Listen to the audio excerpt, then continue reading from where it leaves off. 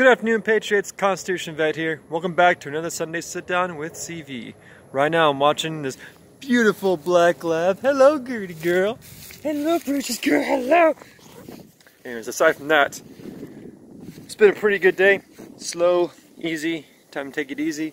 But this past week has been very interesting, quite concerning too. So I want to provide some more hope, encouragement, lessons learned from the week. Yeah, let's get into it. So, it's very interesting. I made a video over state sovereignty right after our current dictator made it very clear that our freedoms and personal choices don't matter. And what's really cool out of that is within, I'd say, 24 to 48 hours, I think there's 21 states that have made it very clear, no, we are not following it. We are not going to follow your guidelines. We will not enforce mandatory jabs to our people. So talk about state sovereignty, holy crap. Again, last time I checked, it was like 20 or 21 states, again, seized their sovereignty. They stood their ground and they told our current dictator, no, we are not going to abide, we will not comply, and you will see us in court. So that's the question I want to ask all of y'all. Does our current dictator have the constitutional right to make this mandate? One video I saw recently that was really interesting. A legal scholar argued that if this was supposed to be legal, it would have gone through the legislative branch. If this was supposed to be an actual law to enforce, it should have gone through the House and the Senate. But it didn't. It was an executive order. And so this same legal scholar was basically saying it's going to be very interesting to see how the courts interpret this, because this is going to go directly to the Supreme Court. I can already see it.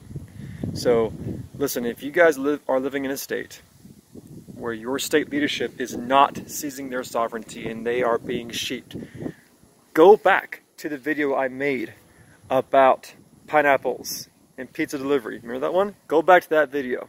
Okay, seize your liberty, defend your liberty. There are 3 paths that I offered that you guys can choose to follow if you want to defend yourself against force jabs. One path was the Nuremberg Code. You can use that code. Another was citing the 14th Amendment. You got that. The third path was going to the fact of natural immunities.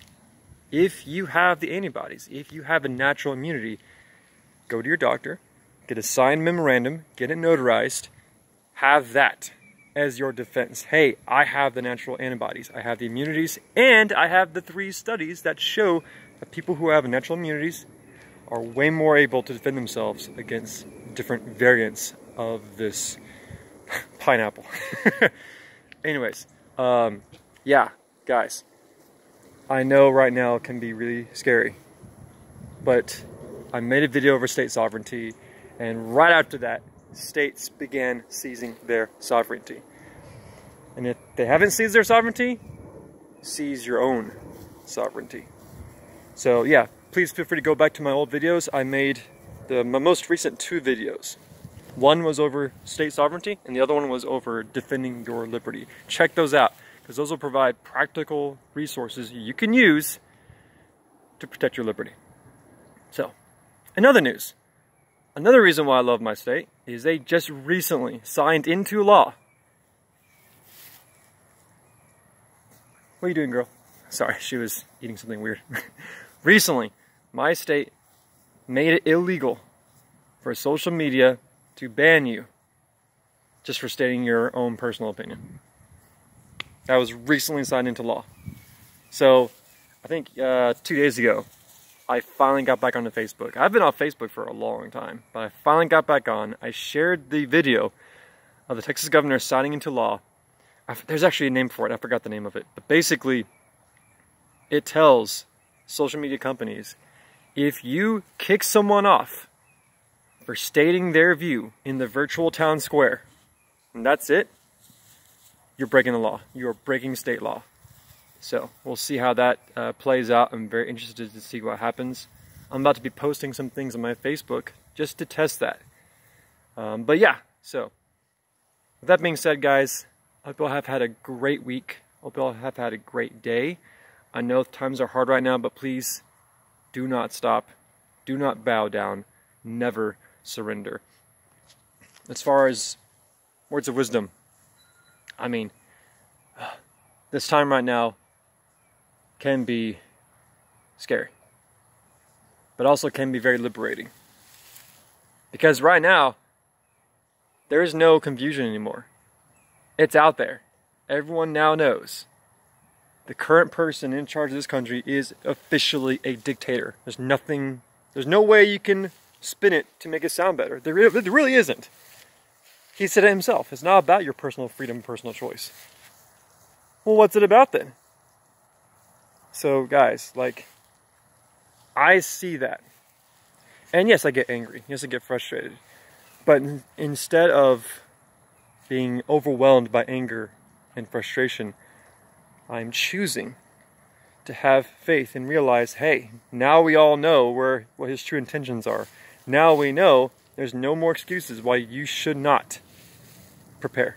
There's no excuses why you should not contact your local representatives, contact your state leadership, and seize your sovereignty. There's no reason why you shouldn't do that anymore. So I'm very curious to see how much firearm sales increase for the next few days.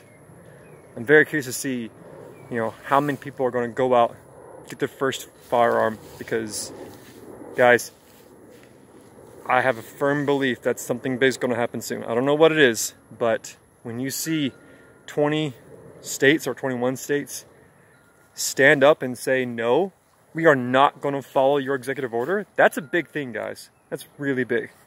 So, anyways, keep an eye on what's going on in the world. Stay current. Use good sources. But do not surrender. Never surrender. Never submit. This Constitution vet, signing out.